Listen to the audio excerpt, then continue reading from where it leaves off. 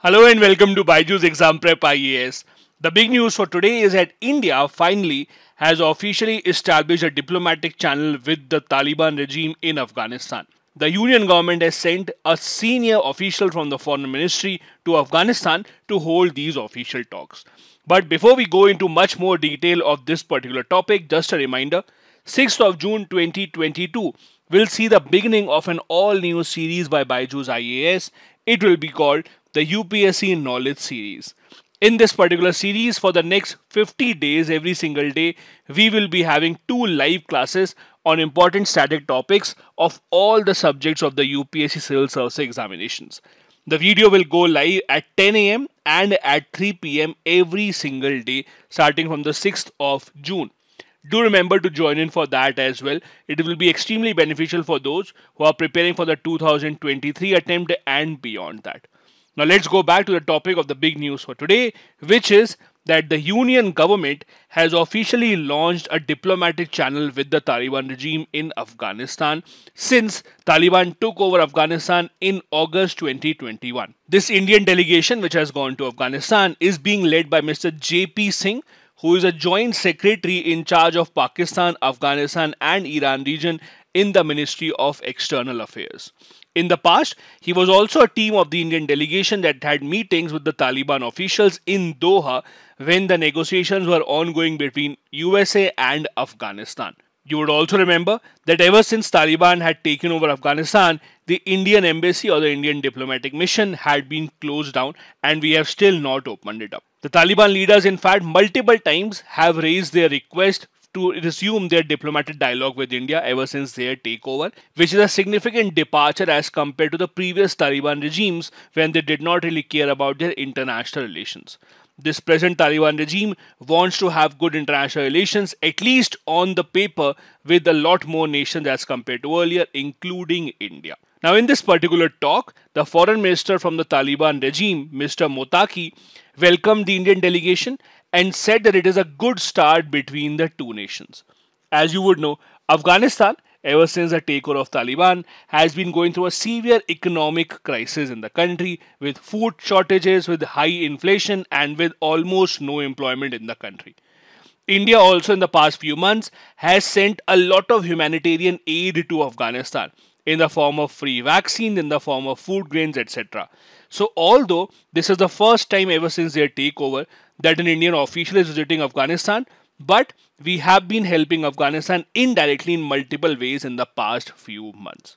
Mr. Mottaqi said that India should resume all its stalled projects in Afghanistan, including reopening its diplomatic mission. He also said that India should resume the assistance that it has been given to the Afghanistan students, patients, etc. The Indian delegation too responded in kind, saying that we would also like to have good relations with Afghanistan just like we had earlier.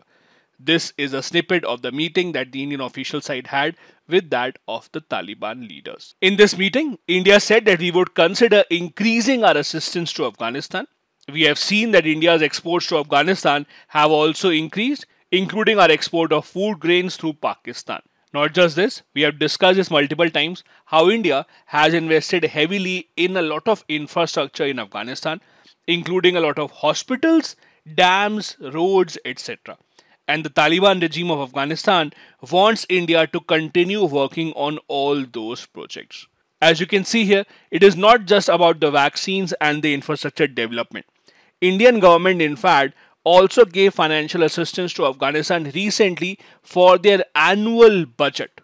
Now, I'm sure you must be aware that India runs a project called the ITEC, which is the Indian Technical Economic Cooperation Program, under which India gives help to a lot of developing and underdeveloped nations around Asia, Africa, etc. This program has been running since 1964, under which India has been offering a lot of lines of credit to the African nations and to the Asian nations as well. A part of it also goes to Afghanistan, and that is why we have given this aid to Afghanistan government to help with their annual budget. In the past, India has given assistance in multiple kinds, as I just discussed. This includes sending 20,000 metric tons of wheat to Afghanistan, 13 tons of medicines during the COVID-19 pandemic, 5 lakh doses of the COVID vaccine and also winter clothing which is lacking in Afghanistan. These supplies were handed over to the famous Indira Gandhi Children's Hospital in Kabul, one of the largest hospitals in Afghanistan, built with the help of India. India also is in the process of shipping even more medical assistance and food grain to Afghanistan in the coming weeks. Not just this, India has also gifted 10 lakh doses of the Covaxin, that is the vaccine for COVID which is produced in India.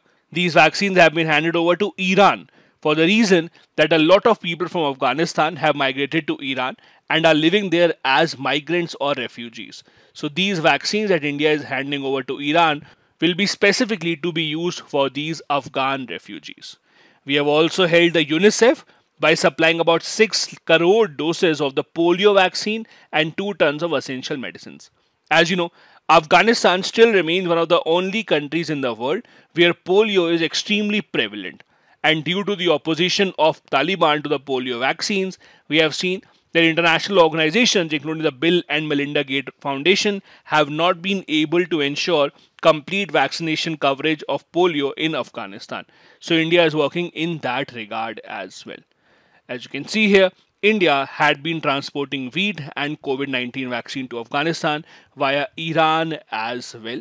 And we are hoping that with the official dialogue on track now, the assistance from India to Afghanistan will increase further in the coming days.